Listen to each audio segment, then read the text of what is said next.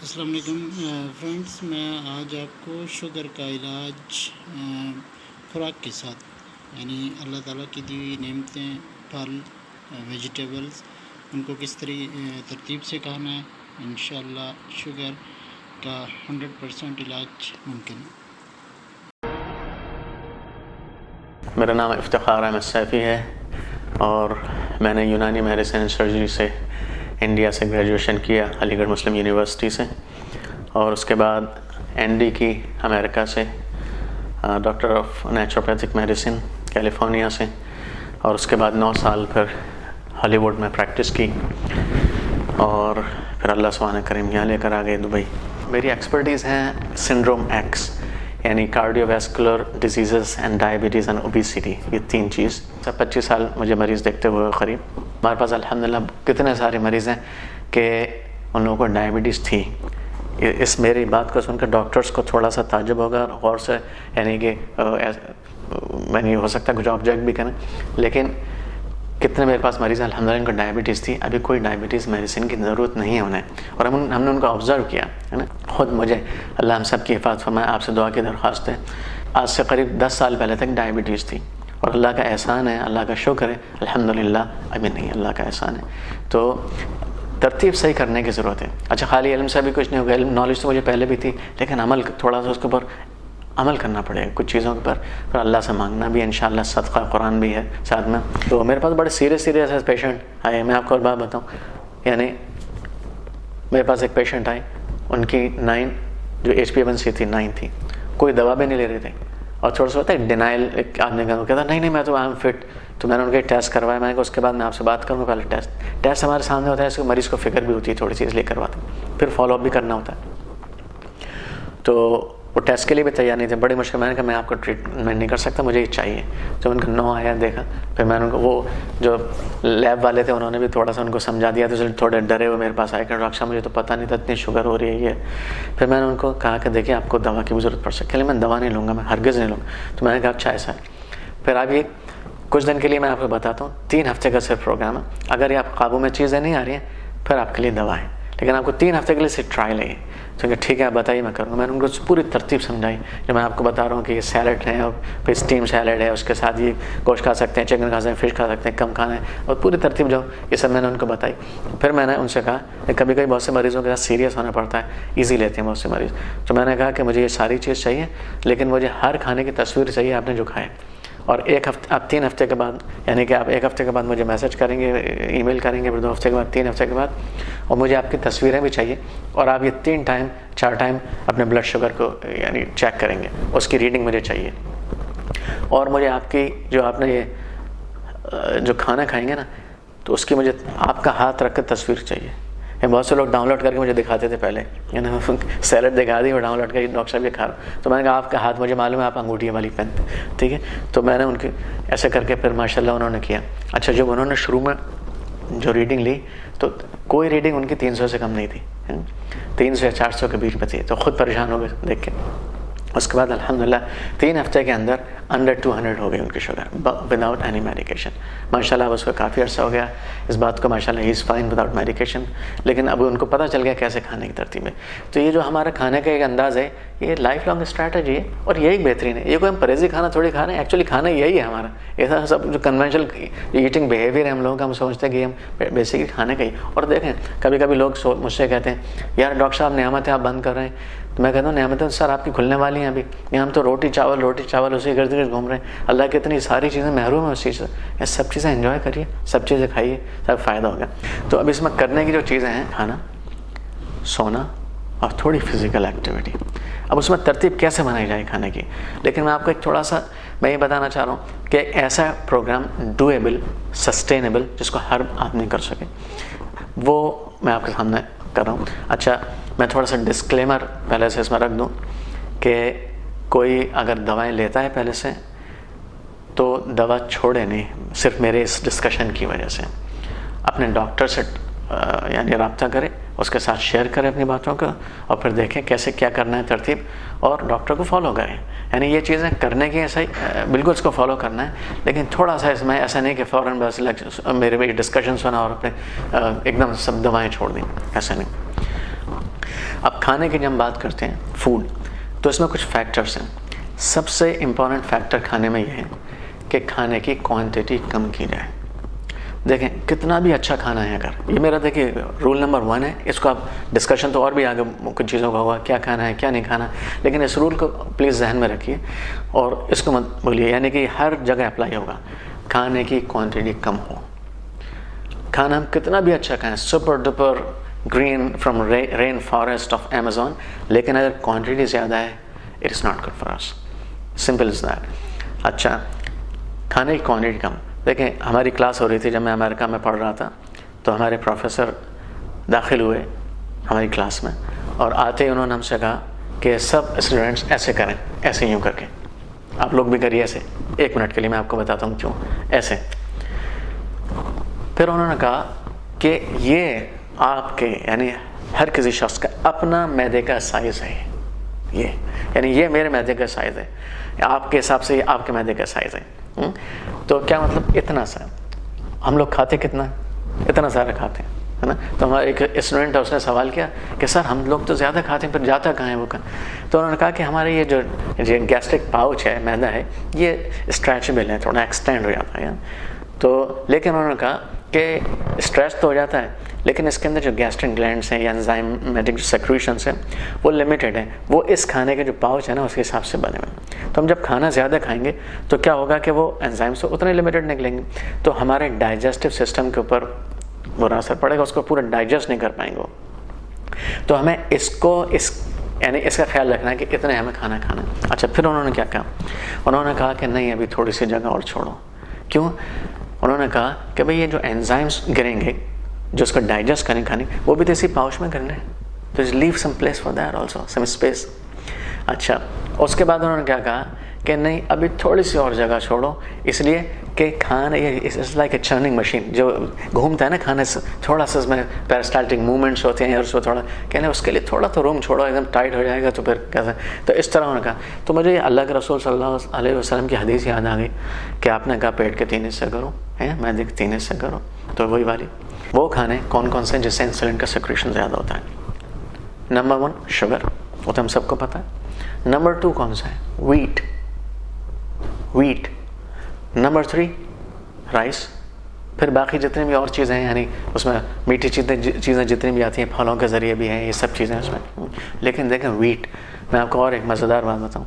हमारे एक प्रोफेसर से जब मेटाबॉलिक डिसऑर्डर्स की हमारी क्लास चल रही थी अमेरिका में, तो 3 जार लेकर आए अपने साथ, ग्लास के जार थे।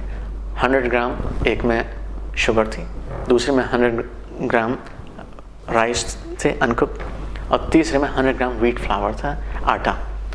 उन्होंने हमसे ये सवाल किया कि अगर किसी को डायबिटीज़ है या कोई ओबीज़ है, वज़न कम करना चाहता है, तो इसमें से कौन से खाने उसको छोड़नी चाहिए, कौन सी चीज़ छोड़नी चाहिए। तो जाहिर सी बात है सबने कहा शुगर, ठीक है ना। फिर उसके बाद उन्होंने कहा तीनों, ऑलमोस्ट ऑल सेम। आपको ताज्जुब होगा ये बात कि मैं कभी यहाँ लेक्चर भी देता हूँ डॉक्टर्स में, और तो अक्सर जो है डॉक्टर्स मुझसे सवाल करते हैं, मैं उनसे कहता हूँ कि तीनों चीज़ें बराबर हैं तकरीबन। फ़र्क है, लेकिन कितना फ़र्क है मैं आपको बताता हूँ। देखें 100 ग्राम अगर आप शुगर लेंगे तो उसमें करीब 18 चम्मच ग्लूकोज है। यानी देखिए शुगर भी कन्वर्ट ग्लूकोज में होगी बॉडी में, आटा जो है ये भी ग्लूकोज में कन्वर्ट होगा, राइस भी ग्लूकोज में कन्वर्ट, एंड प्रोडक्ट ग्लूकोज। जब आप शुगर लेंगे ये कन्वर्ट होगी ग्लूकोज में 100 ग्राम, तो करीब 18 चम्मच शक्कर बने, 18 से 19 बनेगी।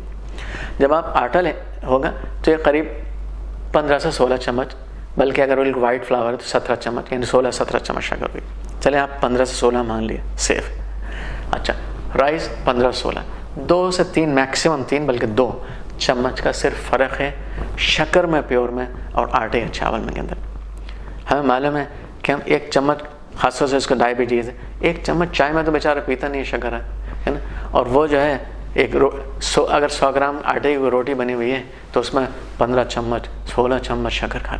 और चावल की एक सेशन में हम मिसाल करूँ 150 ग्राम के चावल है, आप सोचें कितने होंगे, 21 चम्मच 22 चम्मच 23 चम्मच, कितने हम रोटी खाए थे।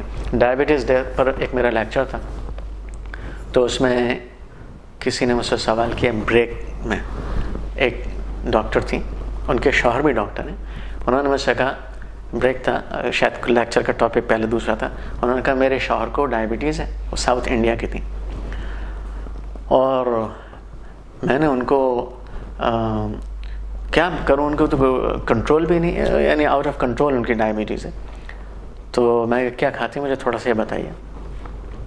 उन्होंने कहा हम लोग साउथ इंडिया में चावल खाते हैं, वो मैंने बंद कर दिया, रोटी देना शुरू कर दिया है। तो मैंने कहा होल व्हीट दे रही होंगी आप, क्योंकि एक होल व्हीट को एक बहुत बड़ी चीज़ समझ कर आदमी जो है ना, तो सोचता है कितनी भी खा लो होल व्हीट है ना। तो उन्होंने कहा कि हाँ बिल्कुल डॉक्टर, होल व्हीट घर का बना हुआ। मैंने कहा ये बताइए कितने रोटी खाते हैं? कह लें 2 सुबह खाते हैं, 3 शाम दोपहर को खाते हैं, और 2 जो है रात को खाते हैं। चावल बिल्कुल हमने बंद कर दिए। तो बड़ा मुझे तरस आया उनके ऊपर। तो मैंने कहा अच्छा, तो डायबिटीज़ ठीक नहीं हो रही है?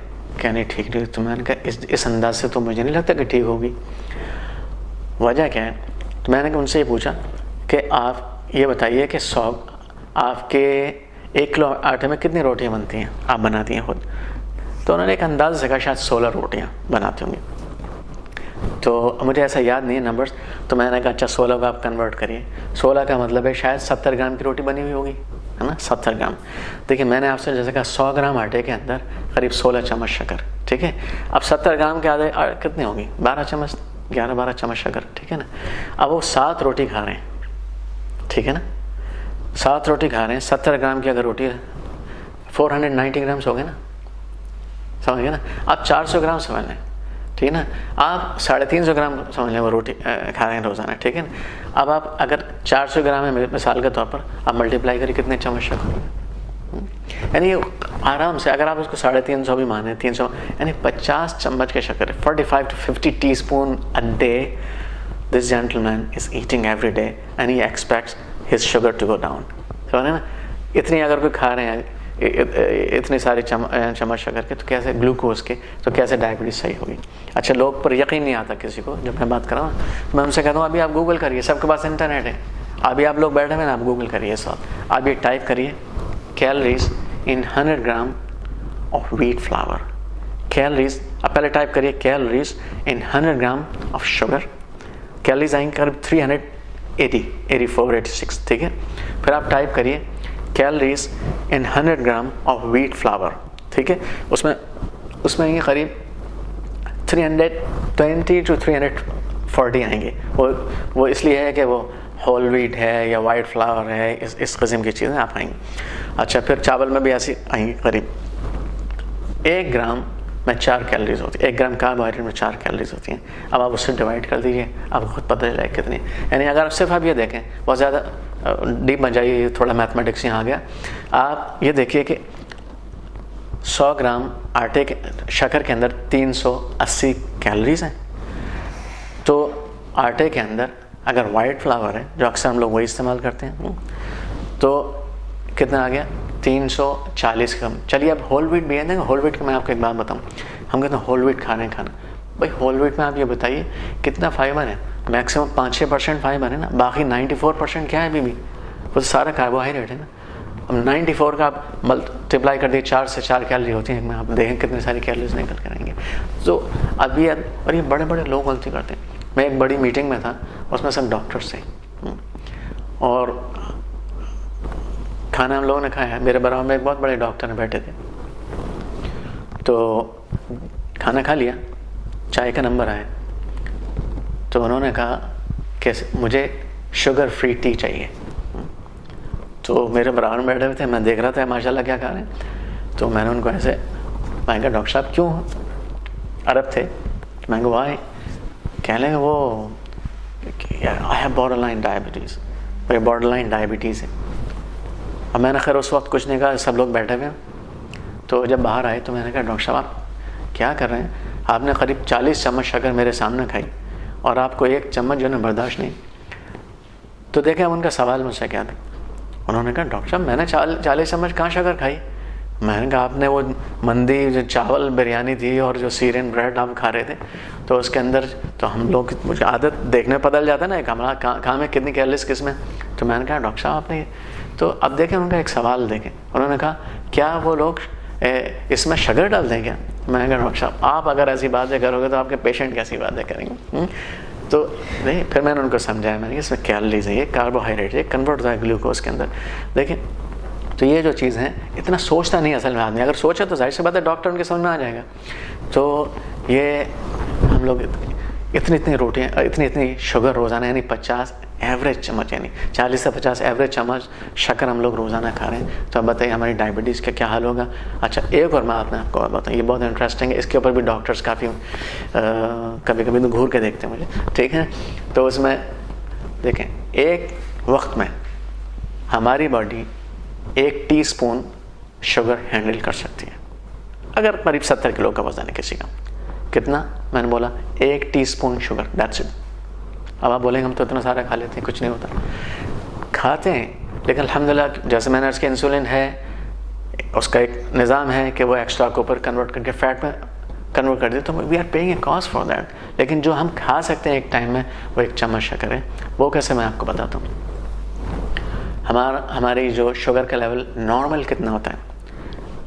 80 होता है ना फास्टिंग का, 120 होता है ना बाद में, चलो उसको थोड़ा सा बड़ा भी कर सकते हैं, 140 भी कर सकते हैं, ठीक है। अच्छा, एवरेज निकालना तो कितना हो गया? 100 मिलीग्राम पर decilitre of blood. Clear? 100 milligram पर डेसीलीटर ऑफ ब्लड। 1 लीटर में कितना हो गया? डेसीलीटर कहते हैं कि 1/10 ऑफ अ लीटर, यानी 100 मिलीलीटर। अब 1 लीटर अगर खून है तो उसमें 1000 मिलीग्राम, यानी 1 ग्राम। 1 लीटर खून में 1 ग्राम शक्कर, ये नॉर्मल है। अगर 5 लीटर खून है किसी के अंदर, तो फिर 5 ग्राम शुगर। नॉर्मली 5, 5.5, 6 लीटर ऐसा खून होता है ना, 70 किलो या ऐसे ज़्यादा कुछ, तो एवरेज ये है। तो उसमें हमारे 5 ग्राम शुगर, क्या मतलब, अगर 5 ग्राम शुगर, अब 1 चम्मच में कितना आता है? 5 मिलीलीटर या 5 ग्राम। अगर हम 5 ग्राम से 2 टीस्पून कर दें, 10 ग्राम, हमारी शुगर 200 हो जाएगी उधर। होती नहीं है 200, इसलिए कि इंसुलिन है, उसको बैलेंस कर देती है। लेकिन we are paying continuously paying a cost for that, क्योंकि हमारे उसको या तो हमारे इंसुलिन इंसेंसिटिविटी उधर बढ़ रही है सेलुलर लेवल पर, या फिर हमारी फैट का एक्यूमुलेशन बढ़ रहा है, ट्राइग्लिसराइड्स का एक्यूमुलेशन बढ़ रहा है। तो ये जो चीज़ें हैं बहुत क्लियर हो जानी चाहिए इंशाल्लाह। तो एक वक्त में, जैसे मैंने अर्ज़ किया ना, नंबर 1 रूल ये है, बिफोर वी आर सिलेक्टिव कि हम क्या खाएं क्या ना खाएं, एक सबसे पहला रूल, खाने का पोर्शन साइज़ कम कर दिए। अगर इस रूल को फॉलो करें आप, पोर्शन साइज़ करके अल्हम्दुलिल्लाह जितनी हलाल और पाक चीज़ें सब खा सकते हैं, लेकिन क्वांटिटी कम कर दी है ना। तो ये 2 चीज़ें अर्ज़ की कि खाना कम खाना है, फिर ये कि खाना क्या खाना है। उसमें अब खाना क्या खाना है, मैं एक थोड़ा सैम्पल मेन्यू मैं आपको बता देता हूँ कि मिसाल के तौर पर, यानी मैंने अर्ज़ किया अगर पोर्शन साइज़ कम करें सब चीज़ खा सकते, लेकिन मिसाल के तौर पर एक मरीज़ हमारे पास डायबिटीज़ वाला आ गया, एक कंडीशन उसको, तो उसको हमें उस कंडीशन को रिवर्स करना है, तो थोड़ा सा एग्रेसिव चेंजेस करने पड़ेंगे। तो हम शुरू में कहते हैं उसको एग्रेसिव चेंजेस करने पड़े, है ना, और फिर उसको followed by just moderate changes and then followed by good enough changes. लेकिन इन द बिगिनिंग अगर किसी को कोई कंडीशन ऑलरेडी है तो उसको थोड़ा सा एग्रेसिवली हम देखें, उसको हम कहते हैं भाई अभी बिल्कुल कार्बोहाइड्रेट छोड़ो।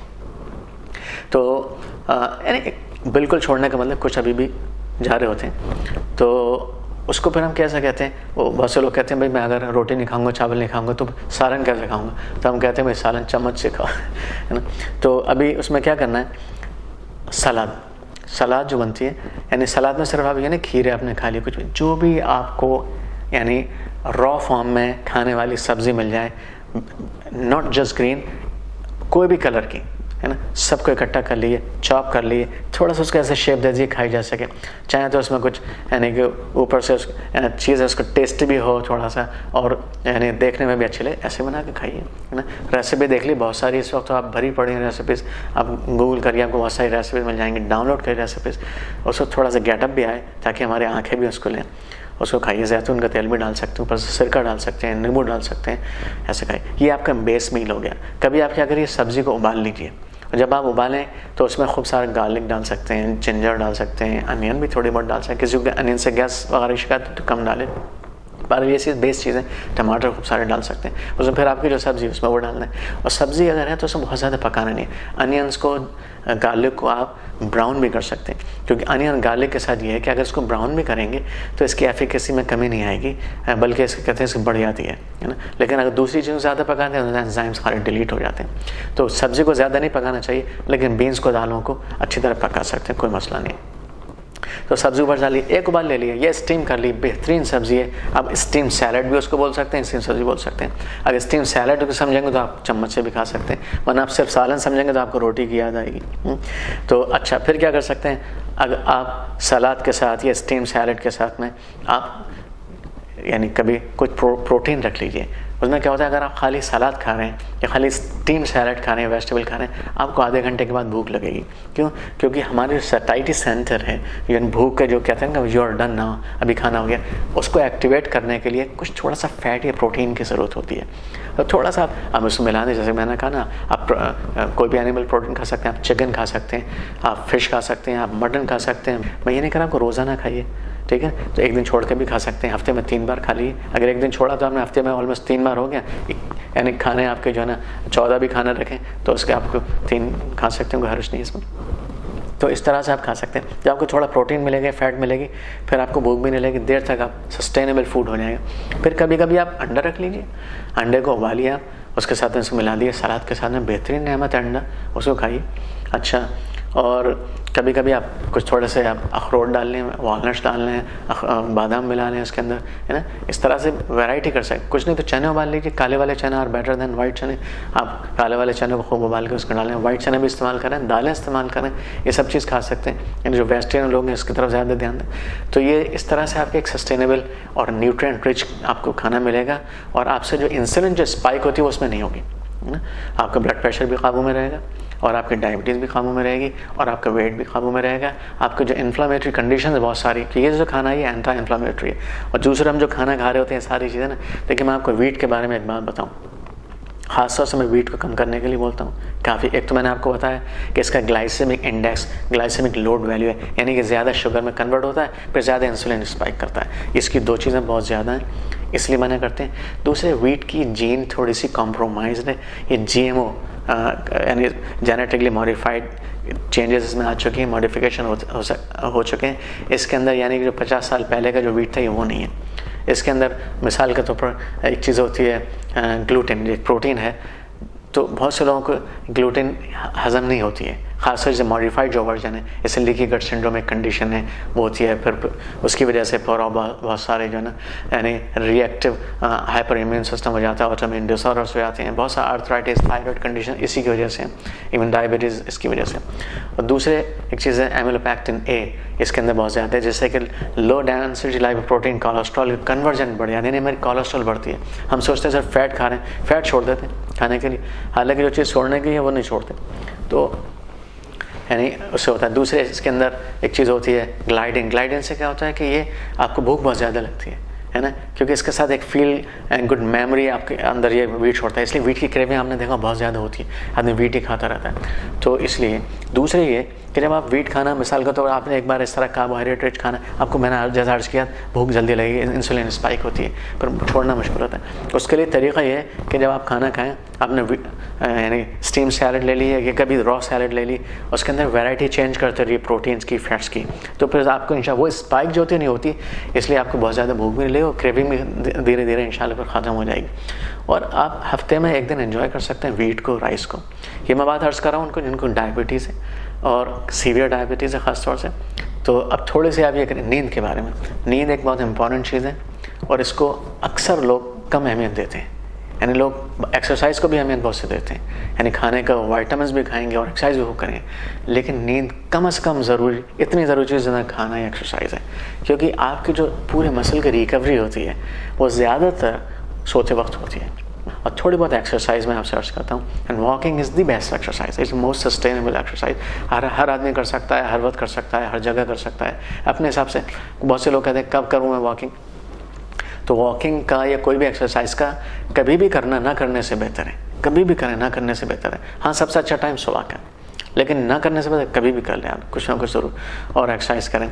बहुत से लोग अक्सर मुझे मालूम करते हैं, व्हाट्सएप भी करते हैं, कॉल करते हैं कि डॉक्टर साहब वो फलाना चीज़ के बारे में क्या ख्याल है, आजकल उसके बारे में बड़ा सुना है, बहुत फ़ायदा करिए। कोई कह रहा है कि इंजीर को हम उसमें मिला के खाते हैं ऑलिव ऑयल के अंदर, है ना, कोई कुछ। तो सब चीज़ें बहुत अच्छी हैं, यानी इनको तो हम इनकार ही नहीं कर सकते इनके लिए, लेकिन लोग कहते हैं हमें डॉक्टर साहब फ़ायदा नहीं हो रहा। वजह क्या है कि हम ऐड करते जाते हैं चीज़ों को, हमको डिलीट नहीं करें चीज़ों का। तो जब तक डिलीट नहीं करेंगे तो फ़ायदा नहीं होगा। तो ये जो चीज़ है इसका बहुत ख्याल रखना है। बिल्कुल लो प्रोफाइल ईटिंग हैबिट्स आपकी हो जाएँ, उसके साथ जो कुछ खाएंगे इंशाल्लाह आपको पूरा फ़ायदा होगा। अल्लाह आपको बेहतरीन जज़ाए खैर दे और शिफा दे, और कुरान और सदक़े का यानी उसकी पाबंदी करिए। और आपसे दरख्वास्त है मेरे लिए भी दुआ करिए।